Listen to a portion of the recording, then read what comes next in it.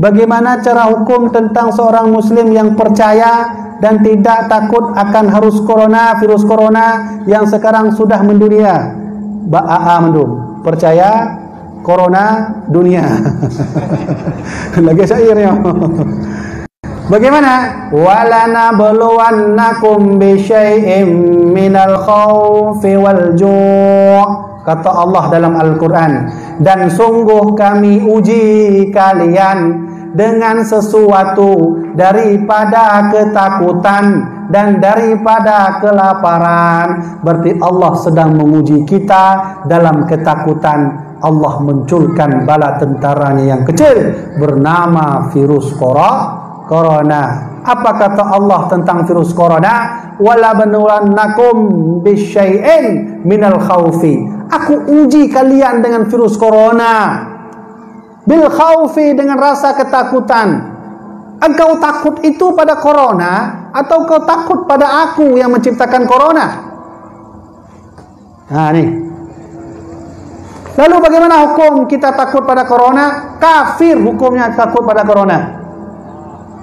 Tapi kalau takut kepada Allah, itu yang bagus. Nyambil salah makna tu, menyolagi nyantengku kaka lah lonjak bak Wuhan tu Cina deh. Ya, tak boleh juga begitu. Antisipasi perlu, tapi janganlah kita takut pada corona. Ya Muhammad, marramaita idh ramaita walakinna Allah harama. Kata Allah pada Muhammad, yang melempar itu waktu engkau melempar, bukan engkau melempar Muhammad, tapi aku yang melempar. Itu hakikat. Nabi Muhammad cok tombak, maka dapat teguran dari Allah, Muhammad, yang kau lempar itu bukan engkau, tapi aku yang melempar. Begitu juga virus corona. Ingat, Allah berfirman, wala nabluwannakum bisyai'in minal khawfi. Sungguh aku menguji kalian dengan ketakutan virus corona. Allah ingin melihat kita, bagaimanakah kita takut. Apa takut pada virus corona atau takut kepada Allah yang menciptakan virus corona? Nyan hati-hati tak nyan? Nyan sampai lagi urungkeun kopi. Bang, je kopi bang. Ai dengar dah. Munyo na urungkeun kopi nyan, jangan dipercaya bahwa kopi itu bisa membuat dia tak tidur, maka itu hukumnya kafir.